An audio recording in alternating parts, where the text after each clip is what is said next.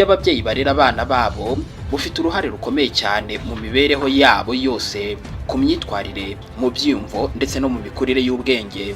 Mu buryo butandukanye bw'uburezi, hari ubwo bita authoritarian parenting cyangwa se nyine uburezi bukakaye cyane, aho umubyeyi ashyiraho amategeko menshi, agasaba ukuyumvira gukabije ariko ntatanga umwanya wo gusobanura cyangwa se nyine gutega amatwi umwana. Ndabasuje kandi mbaye ikaze mu kiganiro cyacu Psychology for Better Life. Aka gace k'iki kiganiro tukabagezaho buri wa gatanu, tukagaruka ku bijyanye n'imikurire cyangwa se imirerere y'abana, parenting and development. Uyu munsi wa none tugiye kurebera hamwe uburyo bwo kurera abana buzwi nka authoritarian parenting, gukura ku gitsure n'amategeko, imiterere n'ingaruka z'uburezi bukakaye cyane ku bana. Njye wakusanyirije iki kiganiro kandi ugiye kukibagezaho ndi Muhire Psychologist. Nizere ko wamaze gukora subscribe hano kuri Muhire Psycactor kugira ngo tujye tubana mu biganiro byose tubategurira tukabagezaho. Nanabibutsa ko tubahuza n'inzobere mu by'imitekerereze ya muntu ndetse n'imibanire. Ubaye ukeneye kuvugana n'umutherapist, watwandikira cyangwa se ukaduhamagara unyuze kuri adresse tuba twashyize muri description. Baye ikaze muri iki kiganiro. Authoritarian parents mu Kinyarwanda twabita ababyeyi b'igitugu mu burezi. Aba ni abavuga bati ukora ibi ngibi kuko ari njye mbikubwiye. Ubu ni uburezi bushingiye ku gutegeka gusa ndetse n'igitinyiro kurusha urukundo n'itumanaho.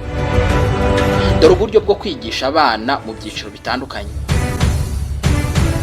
Umuhanga mu mikurire y'abana Diana Bumland niwe wasobanuye neza ubwoko butatu bw'imikurire y'abana cyangwa se bw'uburezi buhabwa abana. Hari ibyo yise authoritative parenting, ubu ni uburezi bushingiye ku rukundo n'amahame. Hari ibyo yise permissive parenting, ubu bukaba uburezi burimo kwihanganira byose. Hakaza n'ubundi buryo bwa gatatu buzwi nka authoritarian parenting, uburezi bukakaye cyane. Mu Rwanda ababyeyi benshi bagikoresha uburyo bwa gatatu mbabwiye bwa authoritarian parenting kuko bwasizwe n'imico yaho umwana agomba kumvira atabajije impamvu agomba kumvira. Ariko ubushakashatsi bwerekana ko ubwo buryo bushobora kugira ingaruka zikomeye cyane yewe mbi ku mikurire y'umwana mu gihe butari mu bwitonzi ndetse n'urukundo. Reka turebere hamwe imiterere y'umubyeyi w'umutegetsi cyangwa se nyine ukoresha buno buryo bwa authoritarian parenting. Uyu mubyeyi ashyiraho amategeko menshi ariko ntabe yatega amatwi umwana. Ababyeyi b'ubu burezi cyangwa se ubu buryo bwo kurera bagira amategeko menshi cyane, rimwe na rimwe atanditse ariko umwana agategeka kuyamenya yewe ndetse no kuyubahiriza nta gisobanuro na kimwe atanze. Mu muryango nyarwanda ibi ngibi bigaragara aho umubyeyi abwira umwana ati ntukambaze njye ndagukuriye. Bene uyu mubyeyi ntibagaragaza urukundo cyangwa se nyine kwita ku bana. Ahangaha umwana ntabona isura y'urukundo, ahubwo yumva igitutu ndetse n'igitugu. Aho gushimwa abwirwa nabi, aho kubonerwa igihe cyo gukina asabwa guhora ari umuntu w'umugabo, mbese nyine ari mu mirimo. Ibi ngibi rero bituma abana bakurana ubwoba ndetse no kwiheba. Aba bana bumva ko kugira amahoro bisaba gusa kumvira. Ababyeyi kandi bakoresha uburyo bwa authoritarian parenting bakunze gukoresha ibihano bikomeye cyane nta n'igisobanuro batanze. Aho gukoresha uburezi bushingiye ku gusobanura ndetse no guhugura, ababyeyi b'ubu burezi cyangwa se ubu buryo bwo kurera bihutira guhana, rimwe na rimwe bakoresheje ibihano by'umubiri cyangwa se nyine amagambo akomeretsa.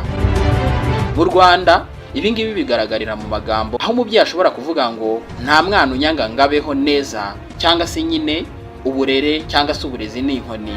Aba babyeyi kandi bakoresha uburyo bwa authoritarian parenting ntibaha abana babo amahitamo.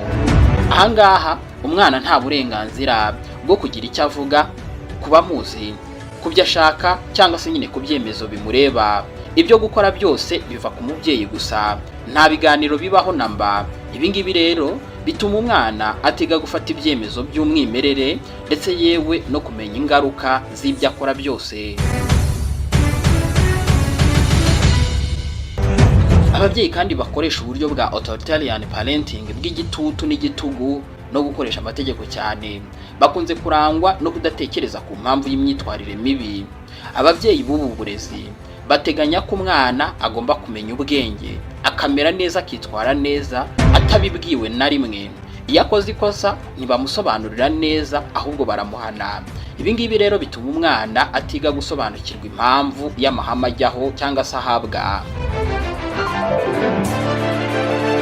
Kutagira icyizere ku bana nabyo ni ibintu bikunze kuranga bene ubu buryo bwa authoritarian parenting. Aba babyeyi bakoresha uburyo bwa authoritarian parenting batekereza ko abana batakwifatira ibyemezo byiza, bityo bakabakurikirana buri gihe. Ahangaha niho birangira havuyemo abana batinya gukora ikintu bonyine kubera ko batize kwigirira icyizere ubwabo. Gutemera ibiganiro cyangwa impaka nabyo ni bimwe mu bintu bikunze kuranga bene ubu bwoko bw'uburezi bwa authoritarian parenting. Kuri bo ibintu byose bifite ukuri kumwe. Umwana ntaba yemerewe kubaza, gusaba ibisobanuro cyangwa se kugira igitekerezo. Ibi ngibi bituma urugo ruba ahantu hatavugwa, aho abana batigira kuvugana mu bwisanzure. Ababyeyi bamwe bakoresha amagambo asebanya cyangwa se asebya abana kugira ngo bahane umwana. Amagambo nko kuvuga ngo nta kintu uzimarira cyangwa se nyine reba abandi bana uko bameze, mbese batandukanye nawe, bo barubahiriza bakubaha amategeko. Ni urugero rw'uburezi bukakaye cyane burimo amagambo asebanya ndetse n'igitugu. Ibi ngibi bituma umwana yivumbura cyangwa se nyine akicisha bugufi cyane. Dushobora kwibaza ngo ni ibiki bitera uburezi bukakaye cyangwa se nyine ibintu bituma umwana cyangwa se umubyeyi arira mu buryo bwa authoritarian parenting. Impamvu ya mbere ni uko nabo barezwe muri ubwo buryo, bikarangira nabo bagira urukurikirane rw'iyo mico bahawe cyangwa se nyine bw'ubwo burezi bahawe. Impamvu ya kabiri, bafite amarangamutima adatuje, ubwoba, umujinya cyangwa se nyine kutagira kwihangana bibatera kugira uburakari mu muriro. Impamvu ya gatatu, bashobora kuba badafite ubushobozi bwo kugaragaza amarangamutima yabo. Batekereza ko kugaragaza imbabazi ari intege nkeya. Nubwo ariko bimeze gutyo, hari ingaruka ku mikurire y'umwana. Mbese umwana warezwe gusa ku itegeko nta rukundo. Abana barerwa mu burezi bukakaye cyane bakunze kugira ubwoba bwo gukora ikosa cyangwa se kuvuga. Bakunze kumva kugira agaciro ari ukubahiriza amategeko gusa. Bakunze kugira agahinda ndetse n'imihangayiko. Bakunze kugira imyitwarire irimo uburakari bwinshi cyangwa se nyine gusuzugura abandi. Bakunze kugira ubwiyunge buke n'abandi bantu. Bakunze kwigirira isoni ndetse n'ubwigunge muri bo.